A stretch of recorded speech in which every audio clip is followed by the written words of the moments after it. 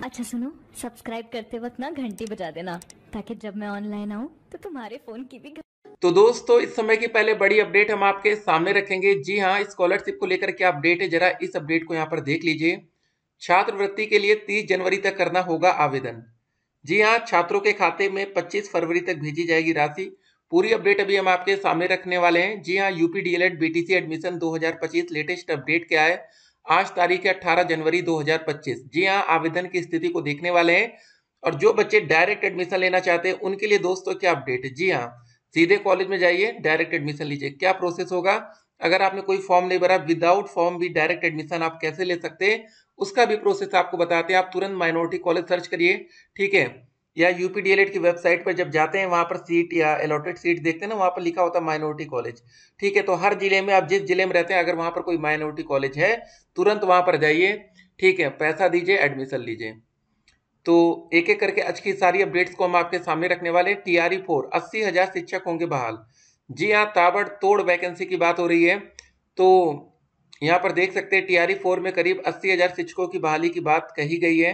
शुक्रवार को आधिकारिक सोशल मीडिया हैंडल से ट्वीट कर उन्होंने कहा कि एनडीए सरकार शिक्षक भर्ती की नई सौगात ला रही है। शिक्षक नियुक्ति के चौथे चरण में 80,000 पदों की बहाली होगी।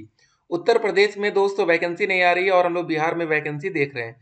तो इसीलिए कहते हैं कि आप लोग डीएलएड करके रखिए, जहां पर वैकेंसी आए वहां पर नौकरी लीजिए। ठीक है, नौकरी से मतलब है बस, चाहे कहीं भी मिले और सैलरी अच्छी होनी चाहिए बस। तो दोस्तों फेज 2, जी हाँ, फेज 2 कब आ रहा है, जरा इसकी ऑफिशियल अपडेट एक न्यूज कटिंग से हम लोग को मिली है, उसके बाद से कोई ऑफिशियल नोटिस आ जाए। तो यहाँ पर जो दोस्तों डीएलएड में 94,092 सीटें आवंटित हुई, मान के चलिए इसमें से अगर 4,000 बच्चे भी सीट कैंसिल करेंगे तो 90,000 तो बच्चे एडमिशन लेकर रहेंगे। ठीक है, 90,000 बच्चे सीटें भर जाएंगे, तब भी 1 लाख से ज्यादा सीटें खाली रह जाएंगी। तो फेज 2 में डायरेक्ट एडमिशन और कम पैसों में भी एडमिशन संभव है। एक बात याद रखिएगा, देखिए यहाँ पर क्या लिखा था, 20 जनवरी तक पूरी होगी ये सारी मतलब काउंसलिंग का प्रोसेस है। ठीक है, यहाँ पर देखिए, शेष सीटों पर प्रवेश के लिए दूसरा चरण 27 जनवरी से प्रारंभ कर दिया जाएगा।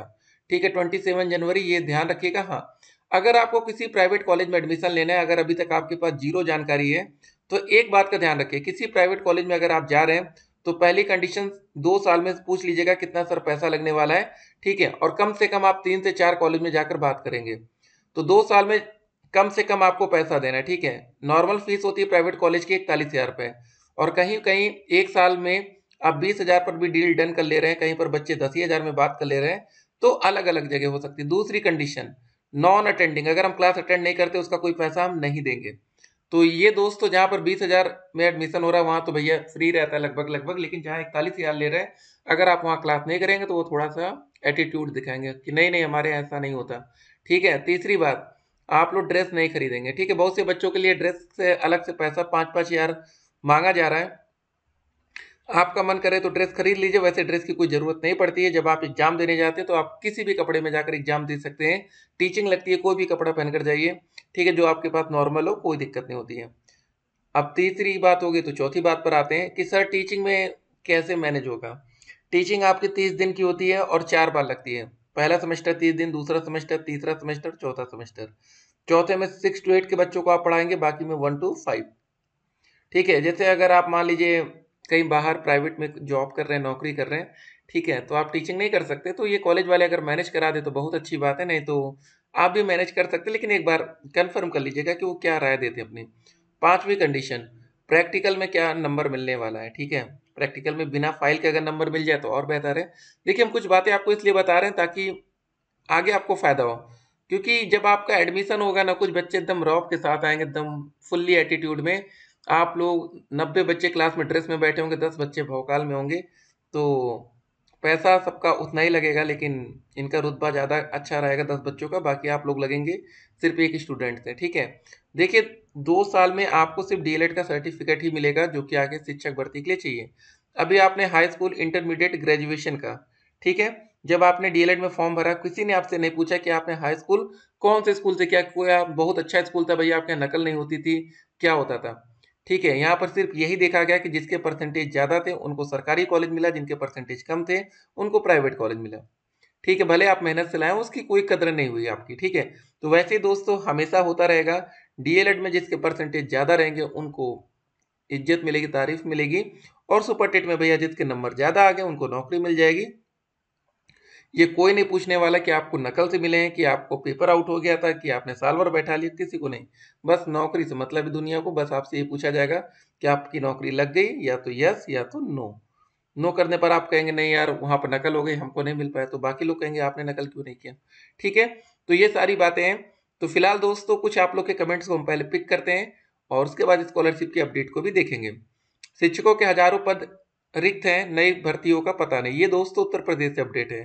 प्रतियोगी छात्र छात्राएं शिक्षक भर्ती की मांग को लेकर प्रयागराज से लेकर लखनऊ तक धरना प्रदर्शन कर रहे हैं और उत्तर प्रदेश शिक्षा सेवा चयन आयोग पत्र लिखकर वह विभागीय प्रमुखों की बैठक बुलाकर ई अधियाचन मांग चुका है, लेकिन अब तक उसे अधियाचन नहीं मिला है।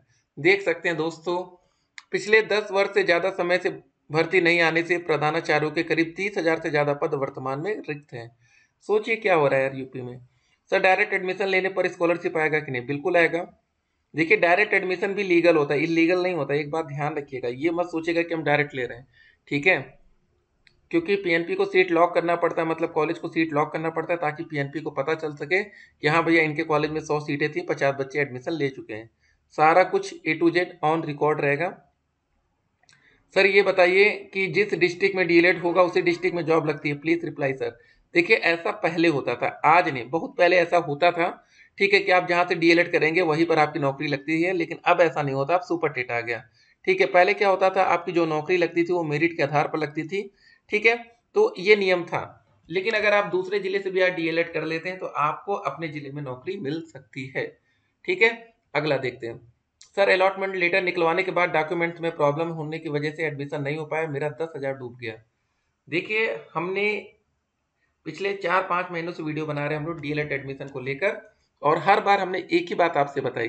क्या बात बताई पता है आपको?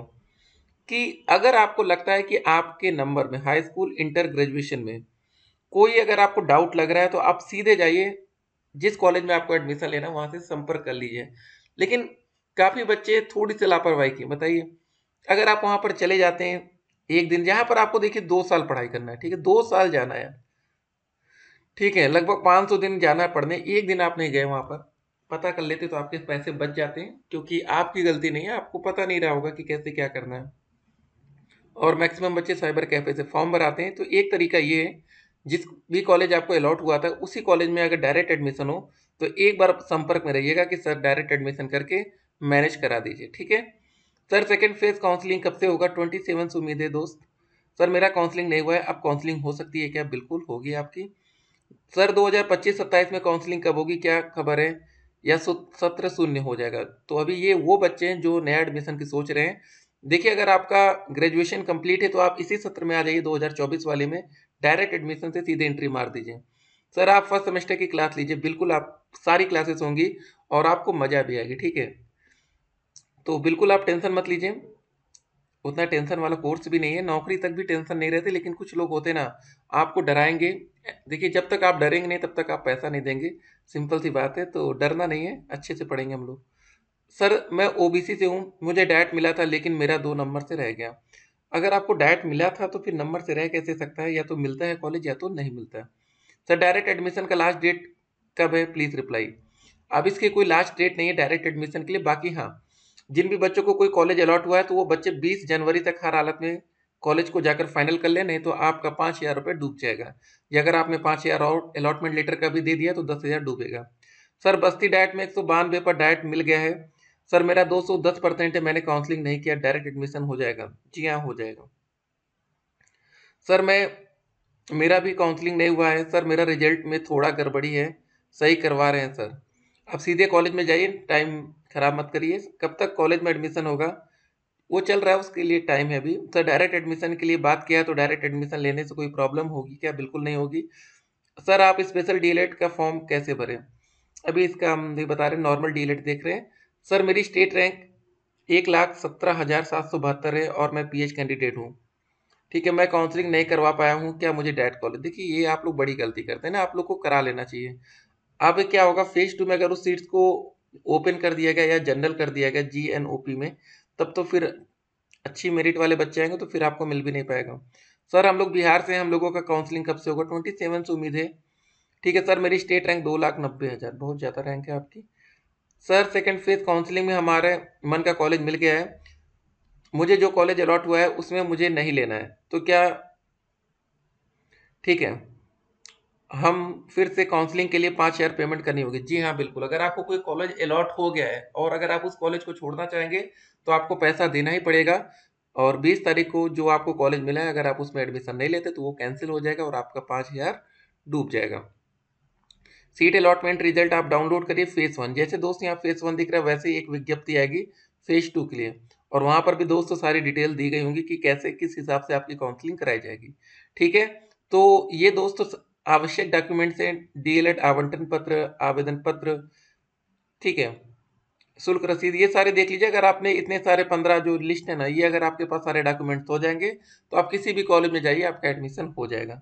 ठीक है, कुछ चीजें नहीं है, देखिए मेन आपका क्या देखा जाता है, हाई स्कूल, इंटर और ग्रेजुएशन के रिजल्ट, सबसे मेन यही होता है। अगर आपने यहाँ पर नंबर कम डाल दिया कोई दिक्कत नहीं होगी, ज्यादा नहीं डालना। जैसे मान लीजिए कि आपका ठीक है इंटर में 500 नंबर का होता है ना, 500 में से अगर आपको 400 मिला है और आपने गलती से 401 कर दिया तो ये बहुत बड़ी गलती होगी, आपका एडमिशन कैंसिल हो सकता है। अगर 500 में 400 मिला, आप 300 डाल दीजिए, कोई दिक्कत नहीं होगा। आप नंबर ज्यादा मत डालिए, कम डाल के काम चला लीजिए, लेकिन कोई बच्चा कम डालेगा क्यों। उसके बाद आपको एक शपथ पत्र बनवाना होगा। देखिए ये शपथ पत्र का जो मटेरियल है ना, किसमें क्या लिखवाना है, ये आपके कॉलेज वाले आपको बता देंगे। ठीक है, बिल्कुल परेशान मत होइए, कॉलेज जाइए, एडमिशन लीजिए। हाँ, स्कॉलरशिप को लेकर क्या मामला है जरा देखते हैं। पिछड़ा वर्ग कल्याण एवं दिव्यांगजन सशक्तिकरण राज्य मंत्री स्वतंत्र प्रभार नरेंद्र कश्यप ने बताया कि अन्य पिछड़ा वर्ग के छात्र 30 जनवरी तक छात्रवृत्ति के लिए आवेदन कर सकेंगे। छात्रों के खातों में 25 फरवरी तक राशि भेजी जाएगी। उन्होंने बताया कि 20 जनवरी तक मास्टर डाटा को सत्यापित कर लॉक किया जाएगा। इसके बाद 22 जनवरी 2025 तक विश्वविद्यालय और एफिलेट ठीक है एटिंग एजेंसी व जिला विद्यालय निरीक्षक की ओर से छात्रों की फीस और अन्य विवरणों का सत्यापन किया जाएगा। तो ये दोस्तों चीजें हैं, ध्यान दीजिएगा। ठीक है, नहीं तो फिर स्कॉलरशिप वाला बात है। बाकी जो कॉलेज में आप एडमिशन ले रहे हैं एक बार वहां पर अच्छे से बात करिए कि वो क्या आपको बताते हैं। स्कॉलरशिप को हम ज्यादा देखते नहीं, लेकिन हाँ अगर न्यूज़पेपर की कटिंग्स थी तो हमने आपके लिए दे दिया। चलिए, अगर आप लोग हमारे यूट्यूब चैनल पर नए हो तो चैनल को सब्सक्राइब करिए। बाकी आप लोग की सारी क्लास अच्छे से आने वाली, बिल्कुल परेशान नहीं होना। 6 महीने का समय आपको मिलेगा एग्जाम के लिए, अच्छे से पढ़ेंगे। फिर मिलते हैं, स्टे कनेक्टेड।